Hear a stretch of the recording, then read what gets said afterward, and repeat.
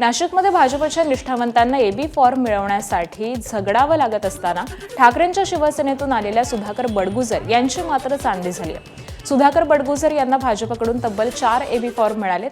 हे AB form Badgujar यांनी पत्नी आणि मुलाच्या उमेदवारीसाठी वापरले। त्यामुळे भाजपच्या माजी नगरसेविका भाग्यश्री डेमसे आणि माजी नगरसेवक मुकेश शहाणे यांचा अर्ज बाद झालाय। अर्ज बाद झाल्यावरती नाराज मुकेश शहाणेंनी सुधाकर बडगुजर यांच्या मुलाविरोधात रॅली काढली। या संपूर्ण प्रकरणानंतर आता बडगुजर यांच्यावरती गंभीर आरोप करण्यात आलेत। त्यावरती आता भाजपचे नाशिक शहराध्यक्ष सुनील केदार यांनी स्पष्टीकरण दिलंय। ऐनवेळी झालेल्या गोंधळामध्ये काही एबी फॉर्म हे गहाळ झाले असा दावा केदार यांनी केलाय।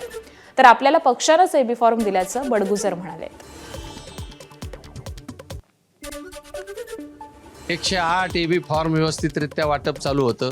आमचे सरचिटणीस होते, काही वकील टीम बसलेली होती आणि 108 झाल्यानंतर उर्वरित काही एबी फॉर्म देण्यावरून थोडा गोंधळ उडाला आणि तो गोंधळ उडाला असताना थोडे काही सह्या केलेले लिहित असलेले फॉर्म काही कोणी घेतले असतील ते माहीत नाही, परंतु त्याच्यामुळे तो गोंधळ उडालेला आहे।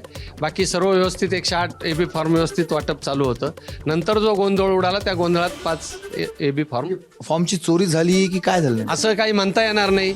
एखाद्या कार्यकर्त्याला वाटलं असेल का आपल्याला एबी फॉर्म मिळतो की नाही, अशा घाईगर्दीत जर ते तसं झालं असेल तर ती शक्यता नाकारता येत नाही। कुठली शक्यता? फॉर्म कोणी कार्यकर्त्यांनी एखाद्या इच्छुकांनी नेल्याची शक्यता नाकारता येत नाही। माझ्याकडे शहराध्यक्षांनी जे एबी फॉर्म दिले तेच मी भरलेले आहे।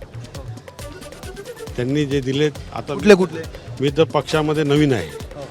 मला पक्षाने जे शिस्त सांगितलं त्या पद्धतीने मी जिग्रीश भाऊंनी जे सांगितलं त्या पद्धतीने एबी फॉर्म लिहायचं काम चाललेलं होतं। काही एबी फॉर्म दिल्यानंतर जे एबी फॉर्म आलेत ते पक्षाने दिलेले आहेत, अधिकृत दिलेले आहेत, त्यानुसार मी भरलेलं आहे। एबीपी माझा, उघडा डोळे बघा नीट।